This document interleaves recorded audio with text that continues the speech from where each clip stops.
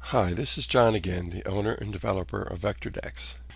In this tutorial, we're going to bring this particular sleeve over into VectorDecks Use Real Objects option menus.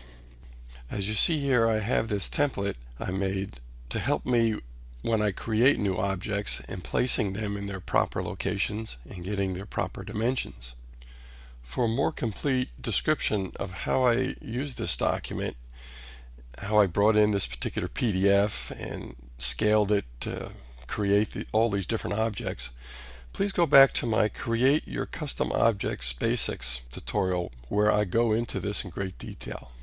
Also, in my tutorial for bringing this particular 2x2 post over, I explained in more detail the steps involved and the whys and the wheres when creating your own custom object.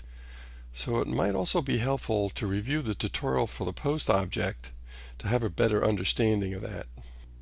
Now let's go ahead and work on that post skirt. Go ahead and select it, copy.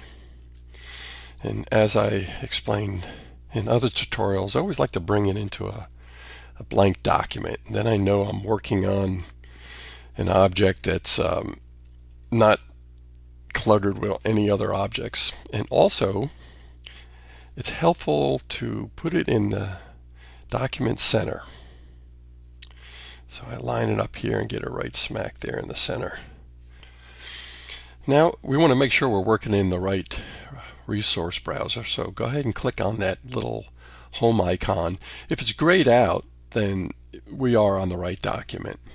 And then we need to scroll down to that VectorDecks data folder. Go ahead and double click on it. And this is, again, our Real Post object. It's going to appear in VectorDecks Real Post Objects menus. So let's open up that Real Post Objects folder. Now this object is a skirt, so go ahead and double click on that Real Post Skirts folder.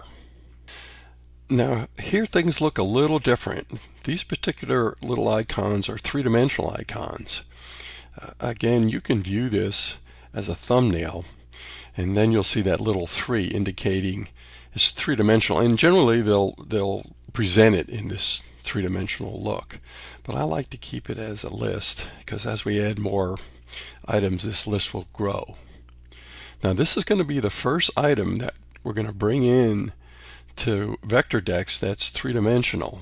The previous tutorials were working with two-dimensional objects that will be extruded along a path and created into three-dimensional objects in VectorDecks. But this is a one-piece solid three-dimensional object. Now, as I explained in the previous tutorials, the easiest way to bring an object in is to navigate down to the folder that has the best description of the object, and obviously this is a skirt. And then to try to find an object that closely matches this particular object. And they're all very similar, but I do have this particular, you see it says a 4x4 post sleeve skirt and 6x6 post sleeve skirt, where these two are basically objects to just go around the posts. So I'm going to go ahead and right click on this and duplicate it, and let's rename this 5x5 post sleeve skirt. Do away with that too. You click OK. And now you see it's here in this menu. But we're going to have to go in and edit that because it's picked up all the information from that 4x4 skirt. Before we edit this, go over to the object and copy it. Now go back over to that 5x5 skirt. I right click and scroll down to edit. And because it's a three-dimensional object, you're going to see that 3D is already checked by default. Now go ahead and click edit. Now you see that previous 4x4 skirt is what's been duplicated over here. But before we remove this, an important thing to know that when you're working with a three-dimensional symbol or three-dimensional object you're bringing into VectorDecks, it needs to know two things. It needs to know how it looks from the top, the placement from the top, and also from the front. So it's got its proper elevation. So let's go ahead and look at what this object looks like from the front. And as you see, the skirt is set to place flush with the 0 coordinate here, or the surface of the deck. Now let's go back to the top. Now you can go ahead and select that object and delete it.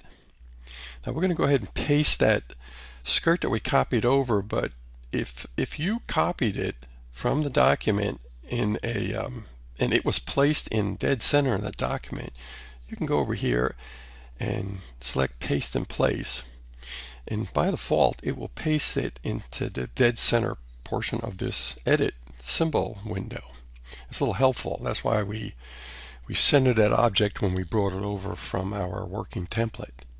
Now the second thing though, we need to make sure we're on the right elevation. So let's go to that front view and see it's fine. Sometimes you may have to move it up or down, but for skirts we need to make sure it's dead flush at that bottom and dead center from the top. Now the next thing we need to do before we exit out of here is make sure that its record information is all updated. So make sure this is deselected and we're still in this edit mode, and go over to the object information palette and you're going to click on data. And if you notice here, all these particular fields are either blanked out or set to 0. And what that's telling you that VectorDecks does not need any other information about this object to draw it correctly in the document other than its location, and that's that dead center from the top and flush with the surface of the deck. All these are not going to affect that particular placement. You can enter anything you want here, manufacturer's part and manufacturer pricing or any of these dimensions.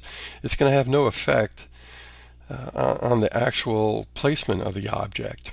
So it's entirely up to you. Now we're ready to go ahead and exit out. So click on exit symbol.